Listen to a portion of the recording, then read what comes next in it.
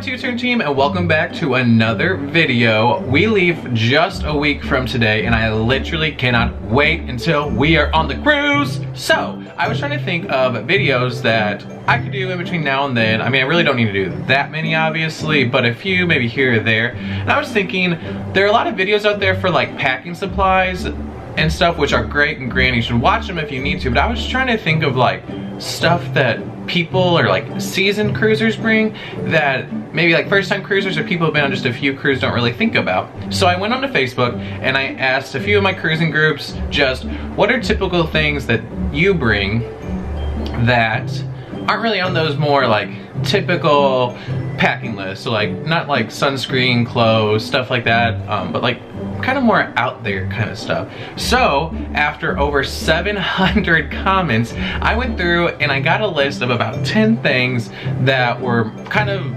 common that people were posting, but things that I didn't really think about, or things that I have thought about but a lot of people maybe haven't thought about that before. So in no particular order, I'm just gonna list them for you and kind of like why you should bring them and maybe if it would be beneficial for you. So number one, a lot of people suggested like night lights, like battery operated night lights. One, make sure they're battery operated because there aren't many outlets in the room or anything for you to use, and if they're the ones that you do use are going to be using, like charge your phone, charge your cameras, other sorts of stuff like that.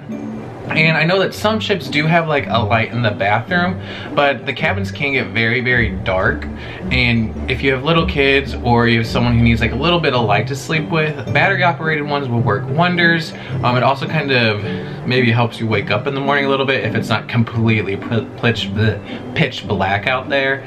Not out there, but in your room. Because I know I have a hard time waking up if it's completely pitch black. So if you do have like an inside stateroom, or you like to close your blinds just because the sun does rise, you know, kind of early and you might want to sleep in a little bit more, just having that night light out there so you can see a little bit better. Two are magnetic hooks for your walls.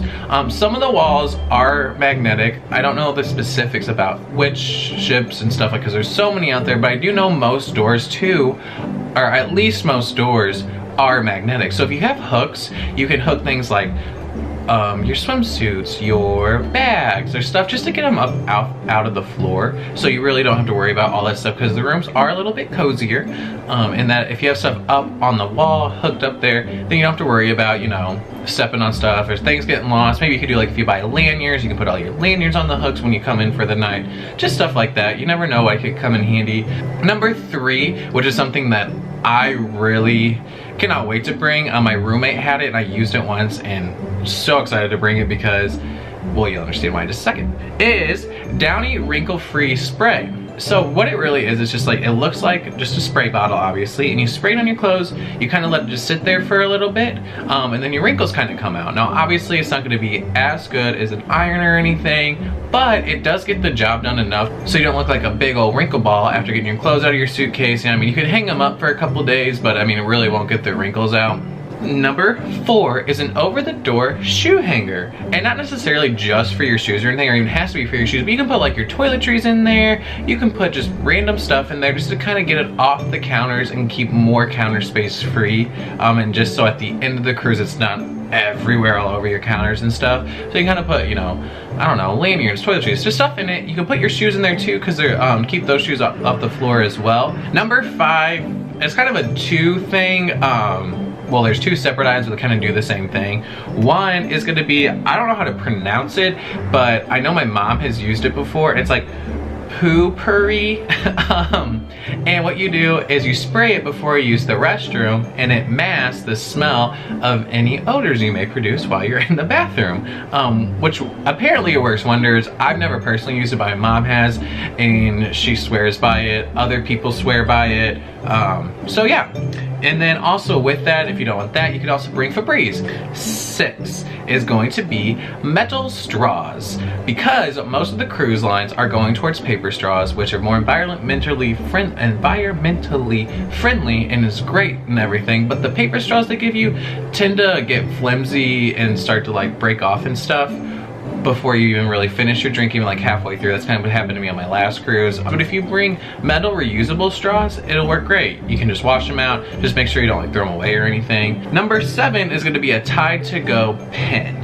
And the reason you should bring this is in case you spill on yourself, obviously. You don't want to walk around with big old stains on your clothes. And then also, if you stain your clothes like on day 1, you then have to wait a whole week if you don't want to do laundry on vacation. I, for one, don't like doing laundry on vacation. So if I have a tight to go pin, get it out, works awesome. Number 8 is gonna be pool clips.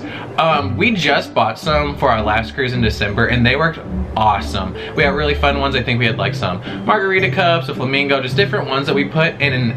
The December cruise was really breezy. So we kept our towels clipped onto our chairs when we were like in the pool or something for a little bit, and our towels didn't fly away. We also clipped our t-shirts and stuff when we like took them off to go swimming. We clipped those 2 and 2 so those don't fly away. It just keeps everything kind of on your chair and there, and you don't run the risk of it blowing away and getting lost and stuff like that. Number 9 is gonna be duct tape. Now a lot of people suggested duct tape. I'm not 100% sure why they did, but it was on a lot of people's list more time than not. So maybe if your t-shirt, or not your t-shirt, your tennis shoe breaks or something, or if, you know, maybe your luggage breaks or something like that. Duct tape can come in handy a lot of the time, and you just never know when you need good old duct tape. And number 10, I'm sure this is on more lists now than not, but make sure you do bring a power strip without a surge protector on it, because I'm pretty sure the ones without a surge protector you can use in the rooms, and it just gives you an abundance more of power supply so you can charge more things.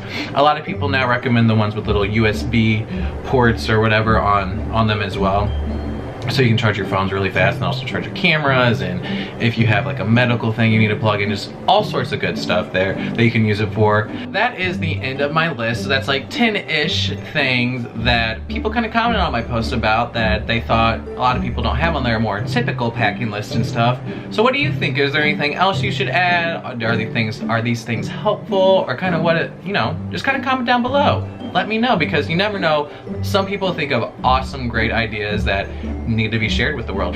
So make sure that you do subscribe down below and hit the button, because I leave in just 1 week from today to drive to Orlando, then to Miami, and then set sail on the beautiful Allure of the Seas. And then I do have, besides that one, I have 2 more cruises coming up. They're actually both on the Oasis of the Seas. One pre-dry dock and one post-dry dock, where it's getting all its cool like amplified things and stuff like that. So make sure you subscribe. There's gonna be a whole bunch of fun footage coming, and videos and vlogs and all sorts of stuff. And then make sure you head on over to Facebook and like my page as well, because I am gonna try to go live on my cruise and stuff a couple of times at least, just to kind of check in.